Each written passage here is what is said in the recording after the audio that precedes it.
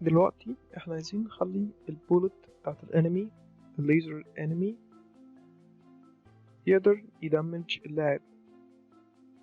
لو جينا للانمي خلينا السبيد 0 عشان نثبت السرعة بتاعته، وشغلنا اللعبة وجيت قدام الانمي هلاحظ ان البولت مش بتنقصني، فانا محتاج اكتب الكود بتاعها. هاجي عند الانمي هرجع السبيد 3،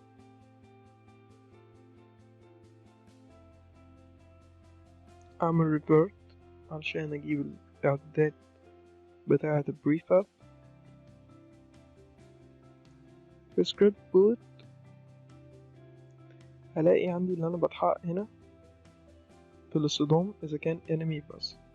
انا عايز تحتيها اتحقق اذا كانت البولت اصطدمت ببلاير، that is if other to tag بيساوي player. لو البولت اصطدمت ببلاير وكان نوعها البولت تايب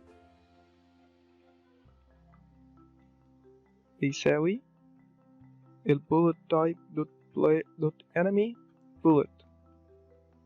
لو نوعها كانت مطلقة بوصلة الانمي، انا عايز اعمل تقريبا نفس الكود دوت، هدي للانمي هدي للبلاير دامج، فهاجي هنا هعمل player health، عايز ادخل للسكريبت بتاع البلاير health دوت وفعل الميثود ديت اللي هتدي البلاير دامج.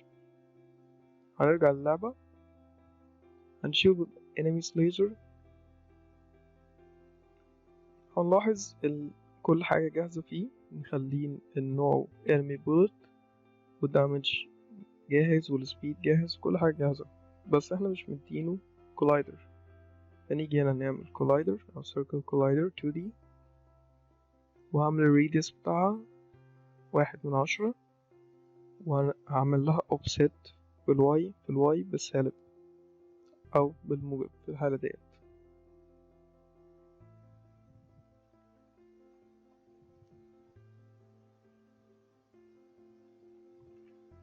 واسيب البريفاب، اعمل apply all،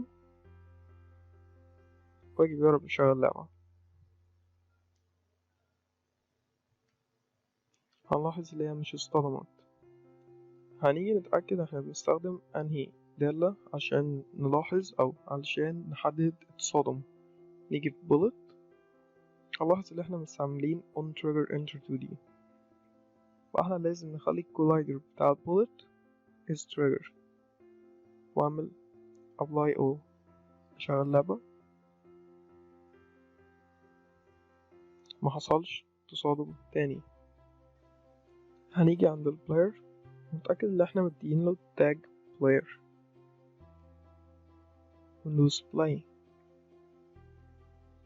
هنلاحظ ان التصادم حصل وان اللاعب خد دامج بمقدار 10، وده كان الدامج بتاع البولت.